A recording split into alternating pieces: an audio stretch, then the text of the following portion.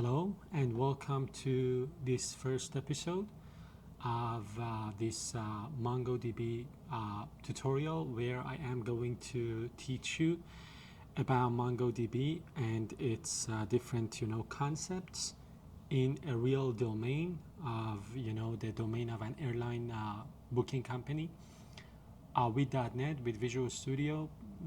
So if you know nothing about MongoDB or document-based databases, I think this would be the perfect place to get started, because as I told you, not only we're going to explore the ideas, the concepts of MongoDB as a document-based database, but we are going to implement a lot of them in this domain, domain of this airline booking company. So we will have entities for creating passengers, flights, booking, fare classes, and so on.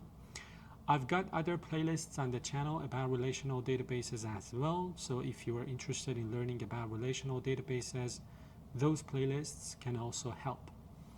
I am assuming for this course, you know nothing about document-based databases, like for example MongoDB, but you are familiar with C# and .NET, right? Because we're going to see a lot of code.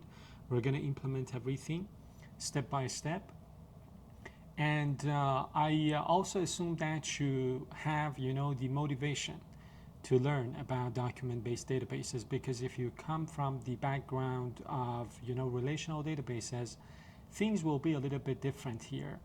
But I mean, if you continue watching the videos and, try to implement the concepts on your own machine, I promise you will learn these different things, these different techniques in no time.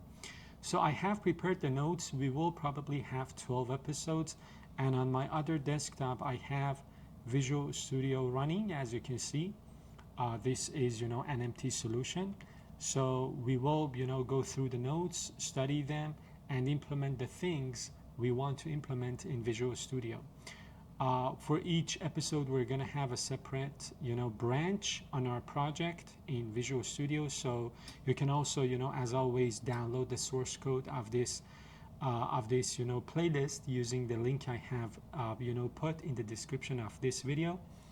So you can clone the repository from my GitHub, navigate to the different branches, and explore the code on your own. With that out of the way, let's get started with the first episode. So the goals of this episode is to understand what makes MongoDB different from relational databases, learn how to model the domain that we are dealing with, so an airline booking company, using the different documents, and plan for some schema design best practices. Let's talk a little bit about MongoDB itself. So MongoDB is a NoSQL document-oriented database. NoSQL means not only SQL, so you have you're not limited to using SQL concepts only, and it is document oriented, so it is based on some documents, meaning that instead of having tables and rows, like for example the concepts in relational databases like SQL, our data is stored in collections of documents, and those documents are like JSON. So if you're familiar with JSON, things will be very easy to understand. So your data, instead of being stored in tables and rows, the data is going to get stored inside of some collections, and those collections will hold your data. Your data will be in the form of JSON. So we're going to call those documents. This is why I'm saying that MongoDB is document oriented. And yeah, it is binary JSON or BSON or BSON internally.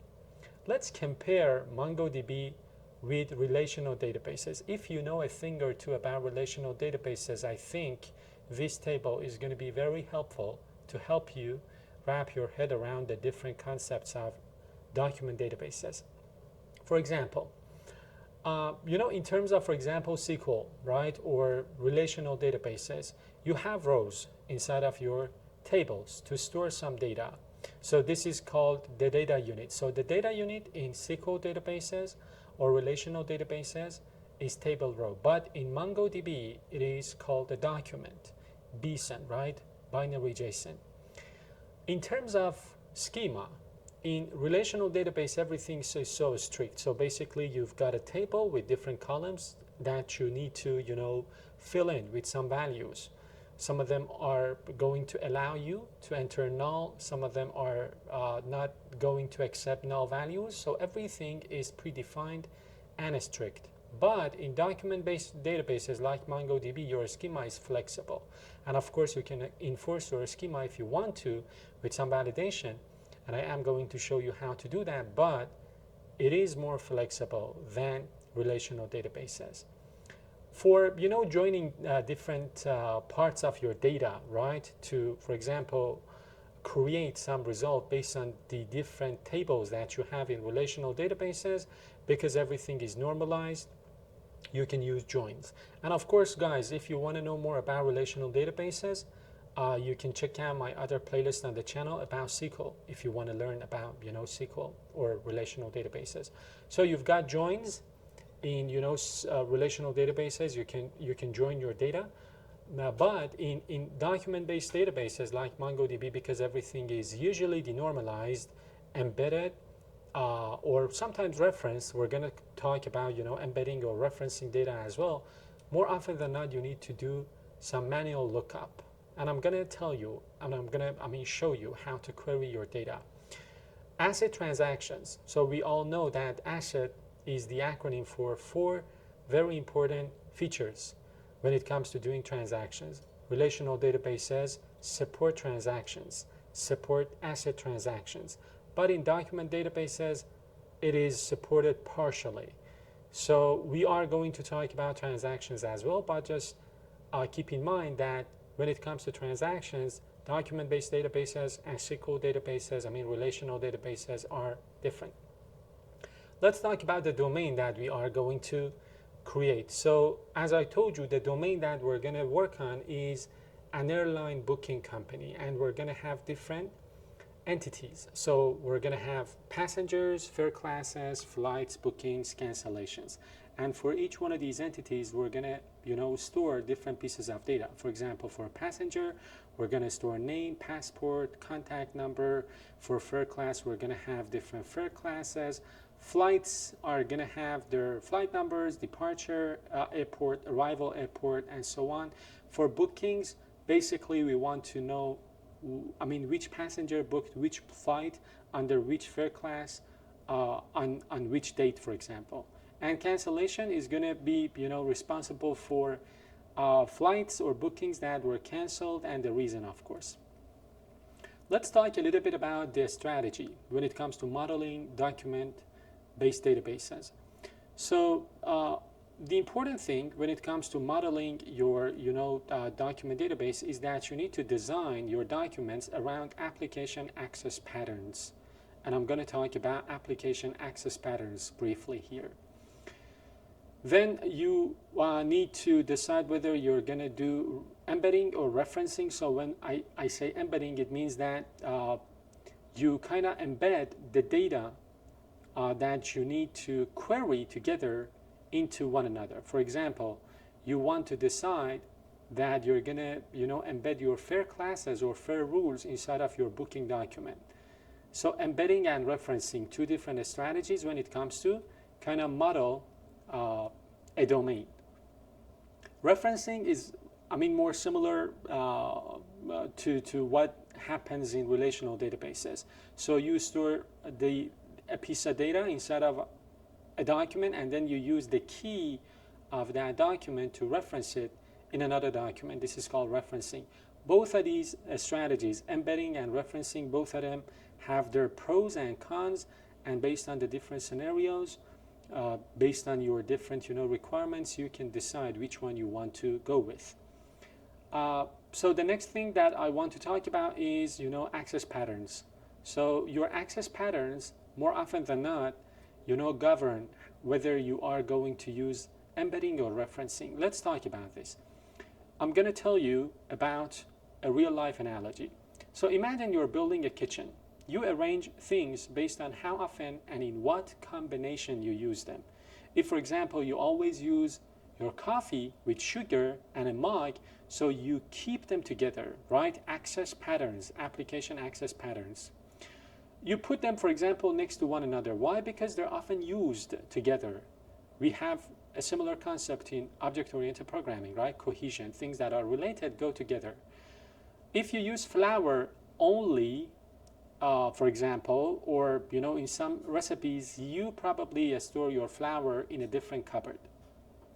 In MongoDB also, we design documents the same way. We group or separate data based on how they are accessed in the application.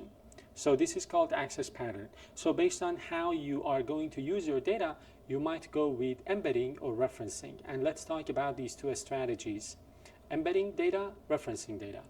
First, always try to favor embedding when you often need data together. So embedding, as I told you, I'm going to show you an example as well, is to put your data inside, a child document inside the parent document. Why are you going to do that? Because these two pieces of data are often used together.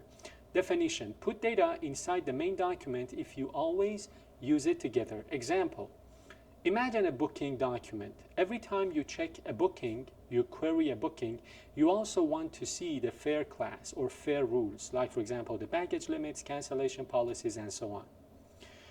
Or as a real-life analogy, when you buy a juice box, the nutrition facts are printed on the box, embedded on the box, right? So they often come together, or they always come together. You don't go somewhere else inside of a department store to get the nutrition facts or the label of that juice box you're buying. So this is called embedding. And MongoDB style is like this. So suppose this is the main document. This is the booking. You've got the booking ID, passenger name, flight, and inside of this document you have embedded another document. This is fare rules. This is called embedding. Why am I doing embedding here again? Because fare rules and bookings are often queried together or are needed together, because whenever you look at the booking, you need the fare rules too. Use referencing when data is reused. So the next strategy is referencing. Definition: store data separately and refer to it using an ID if it's shared by many documents. As I told you, referencing is very similar to what we do in relational databases. So example from an airline company: imagine airports. Many flights go to or go from the same airport. So there seems to be a relationship between flights and airports, but you don't want to repeat all the airport information in each flight. Or real-life analogy: in a university, students are in classes. Instead of writing all the students' name in every single class list, you store the students once, and then you just reference the students in the class list or the list of students inside of a class using their IDs. This is called referencing. So the style of doing referencing in MongoDB is like this. So you store the flight document, and then the airport document is also stored separately. But in the, for example, flight document, inside of the airport document, you have this ID. And then you reference that ID using these two fields from your flight document. So you're not going to embed this piece of document inside of this, flight document. That is called embedding, but we're doing referencing here. Remember, you do referencing when the data, in this case, the data about the airport is reused. So we want to use that data here, right? The name, the airport code, and also in other documents as well, which is why we have decided to go with referencing. So you only store airport info once and use the code YVR as a reference. Recap. These are very important. The first thing that you need to understand when you want to learn MongoDB is the strategy you're going to use for modeling your documents, referencing or embedding. So, situation: data is always needed together. Go with embedding. Nutrition label printed on a juice box. So when you buy the juice box, you want to see the nutrition label, immediately. The next situation: data is reused by many documents. Go with referencing. Students are stored once and their ID is reused across lists of students. of a class, right? Now, these are some of the, modelings that I'm gonna introduce in this episode, but I told you I've got Visual Studio running. We're gonna implement everything together. In the next episode, I'm gonna show you how to run MongoDB on your machine, and we're gonna model things one step at a time. So first draft of MongoDB, documents. These are some of the, documents we're gonna have. This is for example, the passenger document. You can see the fields that we're gonna store for each passenger. Then we've got the fare class document. So basically an ID, name, refundable, change fee, baggage allowance. Then we've got a flight document, as you can see here. And then we've got the booking document for booking. For example, we can go with embedding for fare class.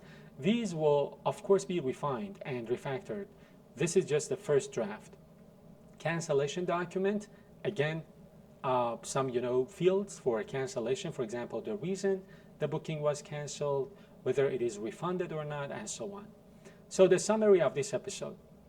The first important thing that we talked about was access pattern, designed around how you query and update your data. Unlike relational databases, MongoDB prefers optimization for access patterns. If the data is used together, go with embedding. If you want to reuse, go with referencing. Embed a small, tightly bound data because you're going to have to do fewer queries, of course, and you achieve better performance. Reference large or reuse documents because it allows you to prevent redundancy or repetition of the data. Use clear and consistent IDs. This is also important. I'm going to show you in the next episode as well. It helps with joins and queries. Avoid deeply nested or unbounded arrays. MongoDB has limits and performance drops. So this is also another thing that you need to keep in mind when designing your documents. And this is it for the first episode. I know that in the first episode we didn't see any code, but starting from episode 2, we're going to see a lot of code. We're going to implement everything in our Visual Studio project. But I just wanted to get you a little bit familiar with the concepts of MongoDB. If you enjoyed watching this episode, please give it a thumbs up, give it a like, and stay tuned for the upcoming ones as well. Thank you.